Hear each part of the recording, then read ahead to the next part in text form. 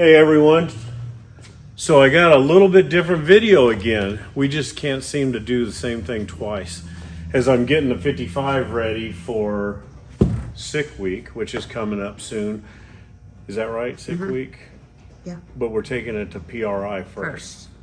But I'm only going over it. So I'm not doing much of anything since we went testing at Mickey Thompson. I'm not going to do the rods right now. It needs to have new rods put in it. But we're going to wait till after we do some testing. So I'm just getting it ready for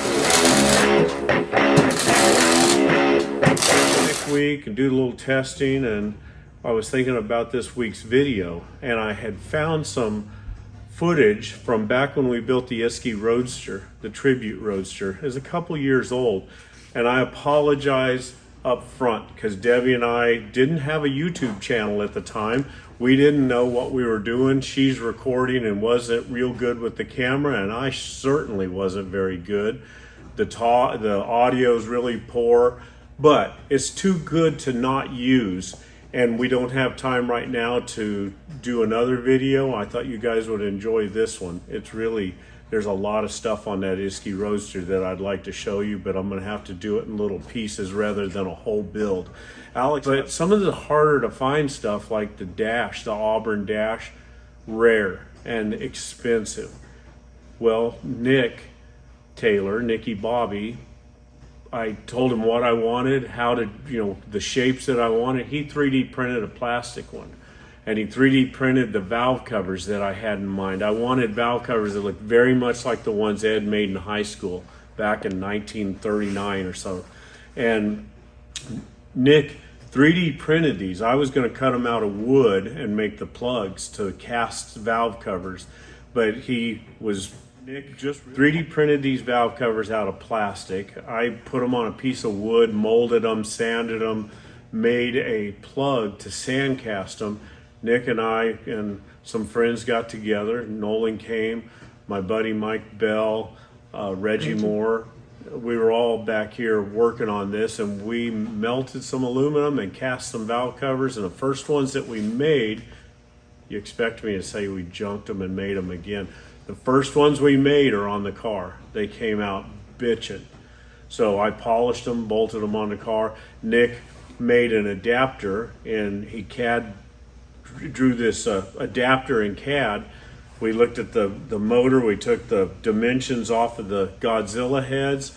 We made an adapter that bolts onto the heads, and then made 2 bolts in the actual valve cover that we made to replicate Ed's valve covers from 1939. They bolted on with 2 bolts in the top. So the adapter bolts onto the stock Godzilla head. The new valve covers that we made bolt on top of that adapter, and it looks so good. You'll be impressed, I think. So we made the dash. We sandcast the dash. We sandcast the adapters, sandcast the valve covers. Made so much of it. I built the chassis back here on the table.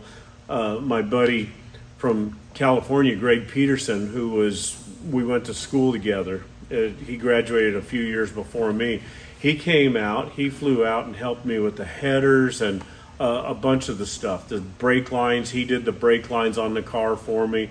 He did a lot of work, but Greg's really good. He's a fabricator. He's had his own shop in Orange County for years and years. He's now retired, but Greg came out to help. We were in just a major time crush to get this car done. While Greg was polishing on stainless steel, I was doing body work. And then Debbie and I at the end did the interior, and it's all leather and what kind of carpet? English wool carpet, I believe.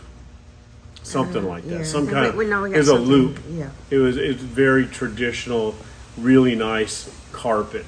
So we did this whole car, debuted it at SEMA, and you will see some pictures of the man himself, Ed Iskenderian, standing there next to the car. He really hard, he can't see very well. Ed would run his hands on it and feel it and ask questions and talk about, oh, you did this and you did that. So Ed was impressed. But look at that. That's my headers on the right and Ed's headers that he built in like 1939. There's mine and Debbie's interior compared to Ed's. That's just a pretty cool view right there. Flathead with maxi heads and our Godzilla. That's very close to the same. So that's a Speedway steering wheel. And we've got a 5-speed, and we made that dash as well. There's a quick change rear end instead of the little Ford rear end, but notice the license plate. That's a pretty cool comparison, very close. See the basic shocks and the wishbone. There's the exhaust. Ours is a little bit bigger. It's all polished stainless steel. This is some before and after, or comparison pictures rather, that Megan did. She put this together. Okay, so what we have is 2 steel 32 Ford grill shells. I'm gonna cut them up. I've already cut one of them up just to see if I could make it look right on the car. And it's a good thing. I mean, my theory was that I'm only going to use part of the top of each one of them because the grill insert's only going to be 20 inches long. So I had some room to mess around, and it took it. I had to notch it several times to get it to sit on the frame, clear the spring. I had to cut some of the hangers or the loops off of the spring to make everything work. But I like it the way it is. What I'm going to do now, this one actually fits very nice around the spring and sits on the frame. Kind of hate not to use it, but that's really just a test fit. What I'm going to do is cut it in here and cut the second one in here, weld them both together. There'll be a solid upside down, right side up. The grill shell will be the same top and bottom, much like Ed's Pontiac or whatever. I think is a 34 Pontiac, if I remember right. There's not a lot of difference. His peaked out more and it's thicker. So his hood gap is closed up some compared to what ours will be. But I actually like the 32 Ford better. So it's the same car, but not the same. So what I'm gonna do is measure these out to where I've got a 20-inch grill opening, and I'm gonna cut them both. I don't know how I'm gonna do it yet. I'm just now starting, but I'm gonna cut them both and weld them together, and then I'll use this piece that I cut off as a pattern to put the notch back in. I know that I'm 15 inches from here to the cut, so once I've got them welded back together, I'll measure that out, put this piece up there and draw it on and cut the big, most of it will be cut out. I mean, if you look, there's only an inch that'll be welded together, but I still have to do that in order to make it right. So I think what I'm gonna do, cut the new one just somewhere close, just to get this lower portion out of the way. Then I can probably stack them together. I can pretty much see that I can. I'll stack them together where I've got 20 inches in here, and then I'll draw a line and cut both of them. So I got a little sidetracked, failed to video some of the steps. Had some phone calls, I turned the camera off and I forgot. But what I've done is cut these 2 grill shells up. Got 2 bottoms laying here. Got 2 sides off of the piece. These are the sides that actually fit the car down where they're gonna sit on the frame rail. I'm gonna end up taking those same notches out of this grill shell once I get it built. But I've got the 2 top halves. I think I've got them ground, prepared. I sandblasted the paint off of them. I've measured them as close as I can. I think they're ready to weld together. They're not exactly the same. You don't see this stuff when it's one piece, but they're exactly the same this way. When you put them this way, these contours are not the same. So I'm gonna have to clamp and beat and bend and do some work to get them right. But basically, you see, this is kind of what it's gonna look like. So it's gonna be a little short grill shell. It's pretty cool. Now it's got a bottom chin on it like Ed's Pontiac grill shell, but it's got a Ford grill shell. There's not that much difference. Just enough that only a few of us will know. I'm gonna try these little clamps that I've got. I don't know that they're gonna work. We're gonna try them. So what they do is they go in, you put the bar on the back side, you tighten it up and it pulls it together, and it just leaves a crack the thickness of that, whatever that is, 28 gauge, probably 30 thousandths. And that's enough to make it where it'll penetrate the weld. I'll get a close-up of it here in a minute. So there's one, that worked pretty good. Got to have something to hold it together. Vice grips don't really work in a position like this.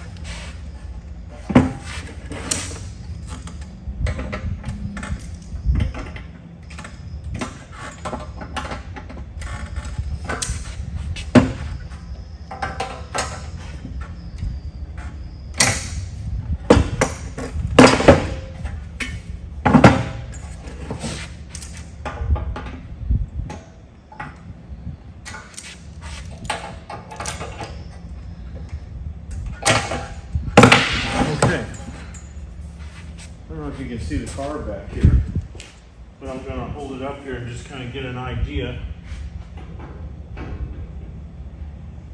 I think that looks pretty good.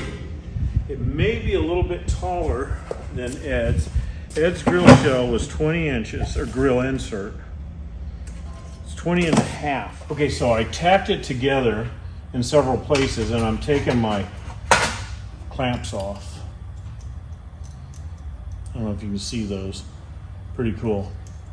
Got the little block that slides through, so it supports it from the backside, and then this piece of square tubing tightens it up. But I've got it tacked in several places. I can take these out. It leaves just a little bit of a gap so you can weld. Typically, this is for like quarter panels and stuff, and they would weld it with a MIG. I'm taking this thin sheet, so I don't really need a gap. I'm going to weld it very slowly. Just put some small tacks and then slowly fill in the gaps. I'll probably have to do some beading. We'll see.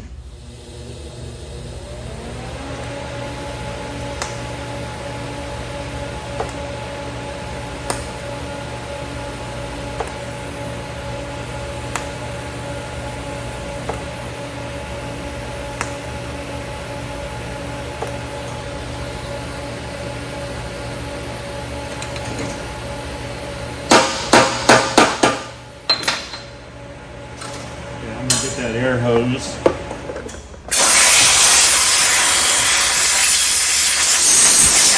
It didn't get very hot because it's just little bitty tacks, but I'm going to start welding here in a minute.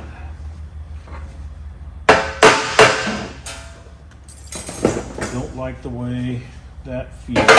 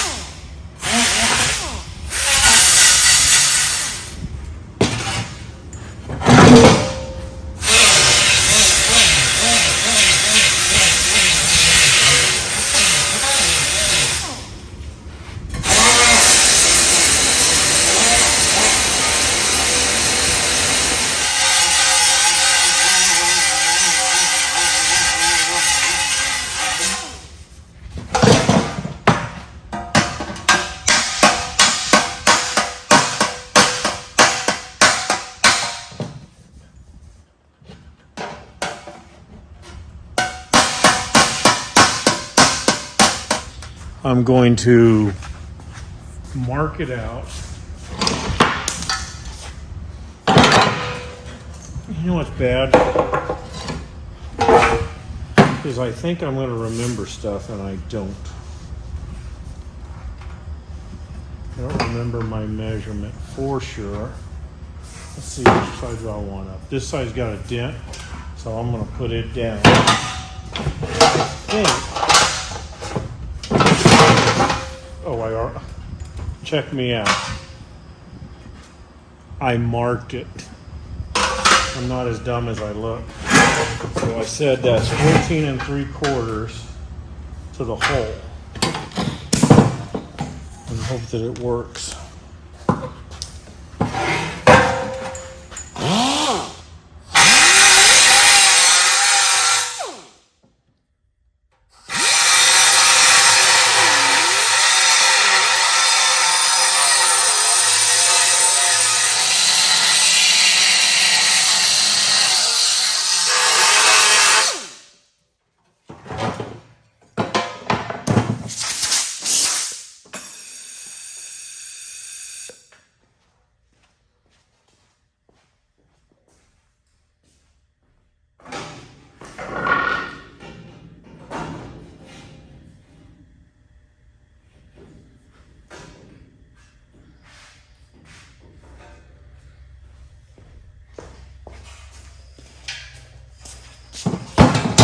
I think I like it.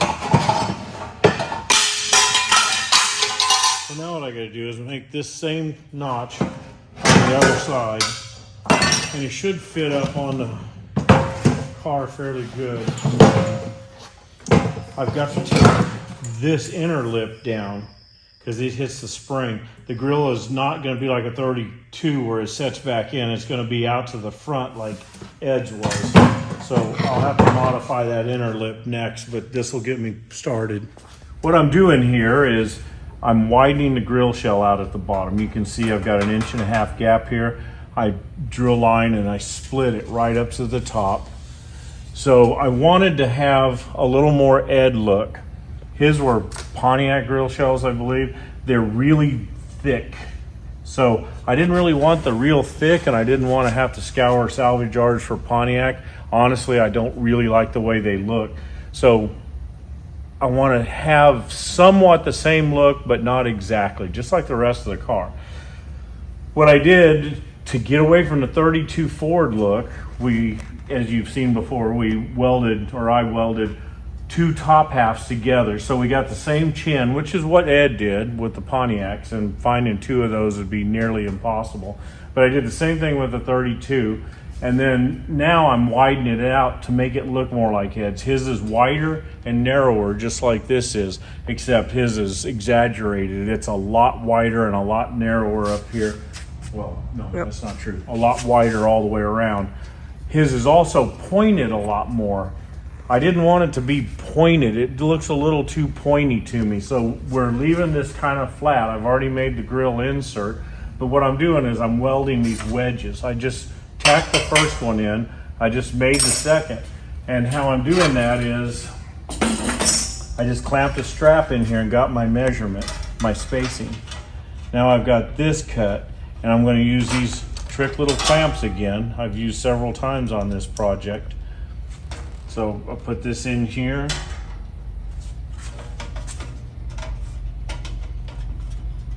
I had it spaced to be right about there. Hard to do with, I need 3 hands.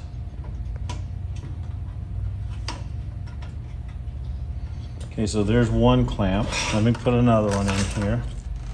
These clamps give you a little bit of a gap, and they tighten everything up really nice.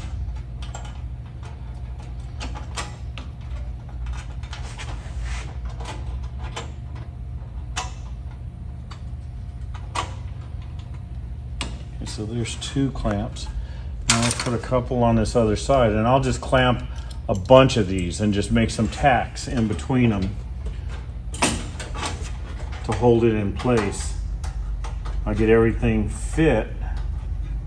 I'll come back and weld it up. But you see that you get the idea there. Let's get one more and you can really see what I'm doing.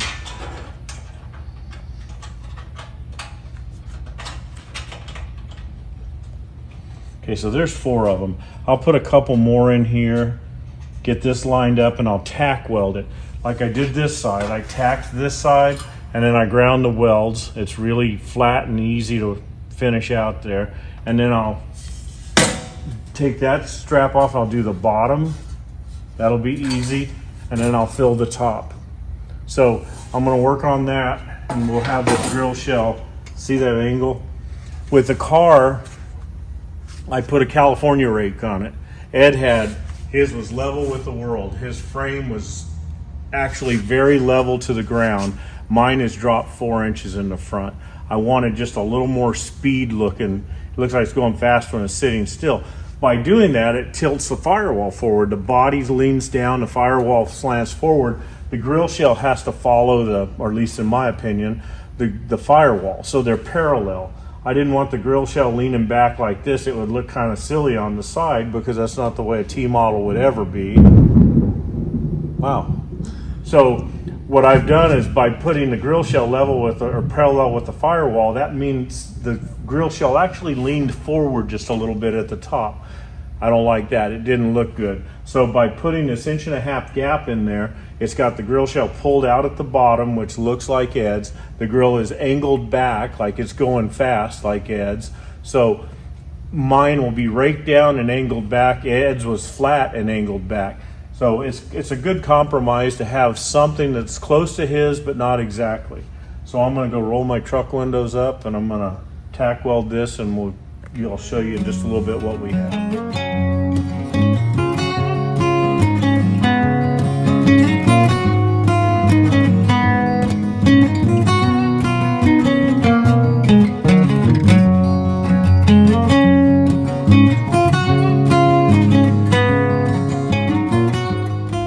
So I took the clamps off, each one of them, after I tacked it. So I've got all these tacks randomly placed in here. But now we have the filler for both sides started. What I'm gonna do is grind these tacks down. It looks kind of bad. When you grind these tacks down,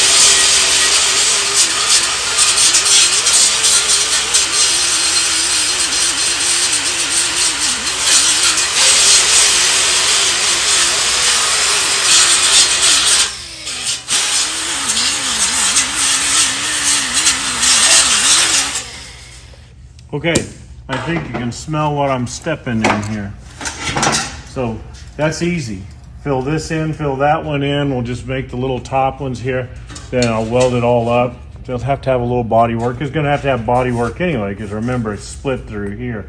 So it's just gonna be a custom 32 Ford grill shell. It'll look like Ed's 37 Pontiacs, I think. I've forgotten. Whatever it is, it's going to be our twist on what Ed did in 1939. So stay tuned.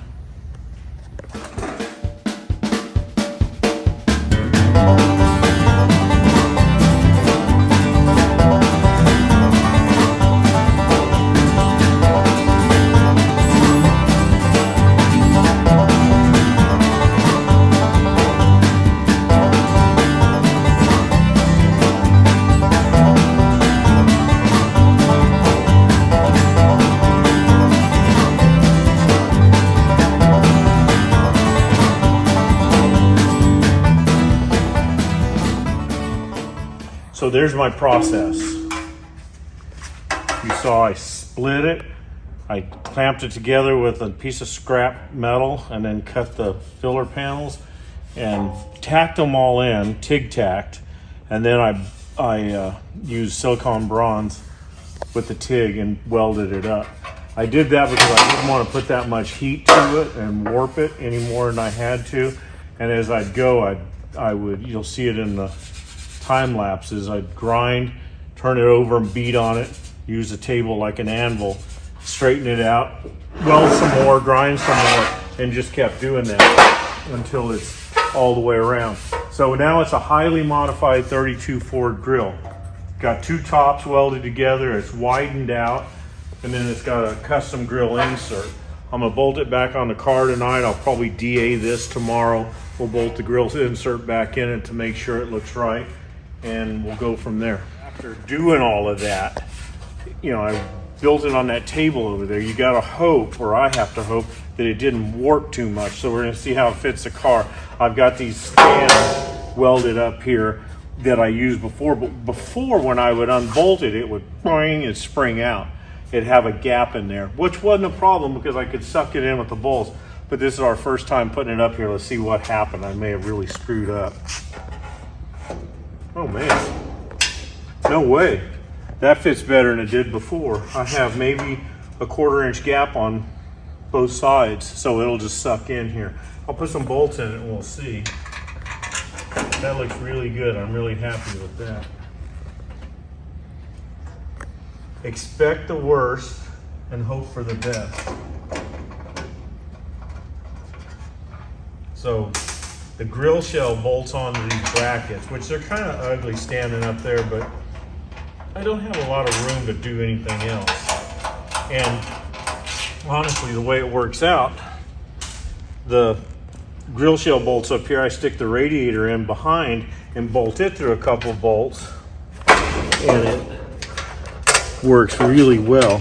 So I'll leave those brackets sticking up because that's not, you'll never see them except when I'm painting the chassis. I don't normally leave a barb sticking up like that, but in this case I'm going to make an exception because that's kind of the way the original car is. It has barbs and things that we wouldn't necessarily do today. I'm recreating something. Look at that, that just bolted right up. So now, let's see what that looks like. Oh, that looks good. It looks better than it did before because it's one piece. When I had it split and just some blocks sticking in there to push it out, it was, you couldn't appreciate it because you saw the gap. Now it looks like one piece. If I get that thing sanded tomorrow and painted, it won't have much of a rake. I wish I'd have put the grill in, but it'll have some rake. So here's some pictures. I don't have actual video, but you see those, that's the two bottom pieces right there that go in the bottom of the shell. I just cut, bent, and welded them together, as you see there. I ground the welds and polished it. So I've got the bottom right there, and then here's the top coming up. So that's the top piece. They're the same basically. I got those to fit. That's just sitting in there. That's how good it fits. And then I had to do the sides. But there you go. There's how I bent it. You have to be very careful not to overheat it. And then there's a side, I believe, and I weld the sides to the top and bottom, and this is what we get right here. And then the fun begins. Once I got that piece built, I put it up in the grill shell and welded a few tabs on it and just bolted it into the grill shell. You'll see, if you look close, you see them there. And then I started with the center bar. Just cut it and ground it to where you could almost, it was almost watertight how tight it fit down in the grill there. So I made those pieces there. They're just 1/2 inch aluminum plate that I cut, and that's how I spaced it all the way across. Oops, almost got whacked in the face. But I wrapped tape around those 2 aluminum blocks and just clamped the grill bars to each other. So they're exactly 1/2 inch apart all the way across the grill. And it was awesome that it worked out. When I got to the sides, both sides, they were absolutely perfect. Had the same gap, top, bottom, and side to side. I was really pleased with it. There, I'm clamping it with the tape just to keep from scratching it. It's got to be a tight fit because I'm not welding the front of it, so I don't want to see a gap. And what I did was I just eyeballed that 1/2 inch. And if you move over just a little more than 1/2 inch, it makes quite a difference. I need it to be able to hold water in order to look right.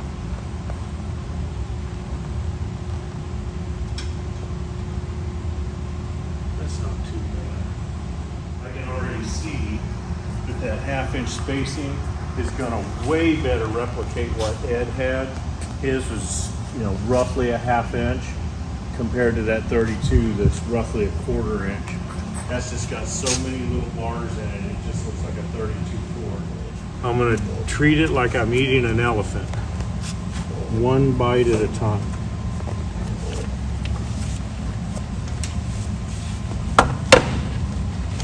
I'll cross the bridge when I get to it.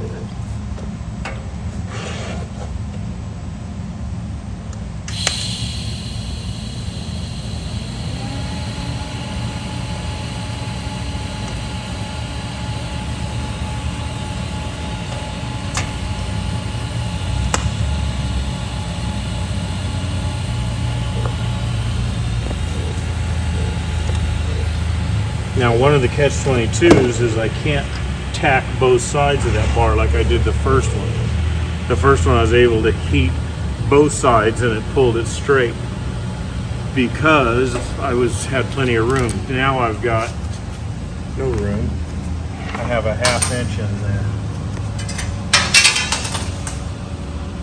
Dude, that looks good. And it looks better from the side, because you see more of each bar. It just looks beefier than if they're stacked really close together. So from the front, it might look better being a 1/4 inch space. From the side, it looks better. Look how much of that you see. And Ed's grill pointed more, so you could really see the side of each bar. But you can see it pretty well right here. So what we're gonna do is cut another one. I only cut one at a time. I could have cut both, but I don't want to make 2 mistakes at once. And I said that was 20 and 9/16, didn't I? I don't remember. Let me verify that.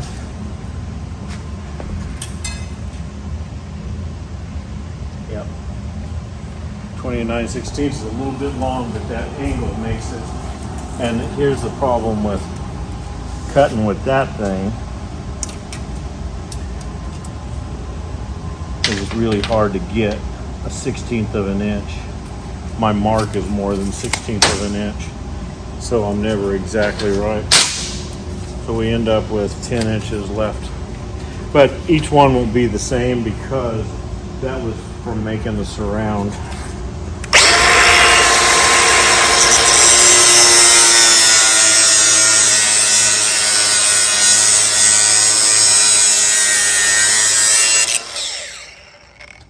Back to cleaning the bar.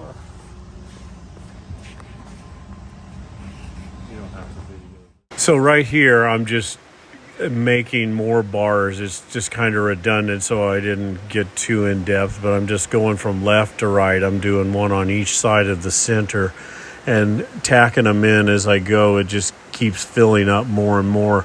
I'd measure, cut it square, and then take it over the belt sander and sand the taper to fit in that grill shell, and you could almost glue them in. That's how good they were.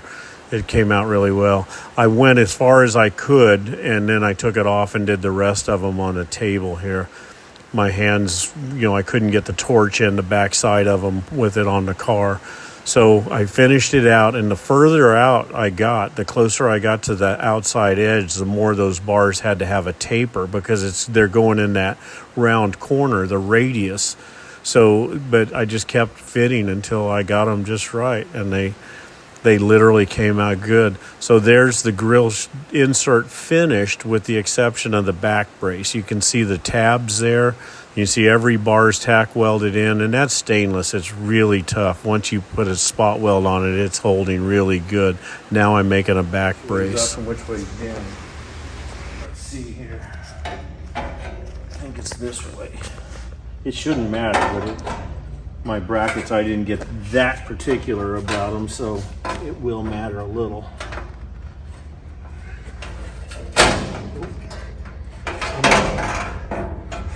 I might not want to do this. I may do this tomorrow. That's it. No. There. I got to put some bolts on. Well, there we have it. You can see the grill shell and the booth, and I painted everything with single stage black PPG paint and buffed it. It came out super good. Look at that dash. Man, that thing looks so good. It's kind of like an Auburn, but my own style. There's some of the interior. There's the valve covers, the one and only pair of them. They just worked so good. Again, there's those headers that Greg and I built. That license plate is consecutive. Ed's was $299, ours is $300. That's the rear end we got from David Freiberger. Just a good view of the thing on the table. I really like the way, I didn't like Ed's headlights stuck up as high as they were, so I lowered mine down just to be different. That's the flying skull that I made from scratch. I could put that in another video. That's in town. We drove it around town and took some pictures. There they are side by side. That's quite an honor. There's Ed's bug-eyed headlights sticking up high, but you get the point. We wanted a kind of the same car, but not a copy of it. We wanted something just that we could call our own, but look very much like and pay tribute to Ed's car. Just a few shots of it on the table as I'm getting closer to being done with it. The body's just in primer there. It was a mess. You wouldn't believe how bad that body was, actually. There's Ed way back, who knows, in the, look like the 60s maybe. Look at his front tires. The white walls are just falling off of them. But the car came out much like his. Side by side, they look so bitchin' together. That's just more pictures from above. There's Nolan in it for the first time. This is actually Nolan's car. There we were debuting it at SEMA, and that's Ed's son back there. There's Ed himself.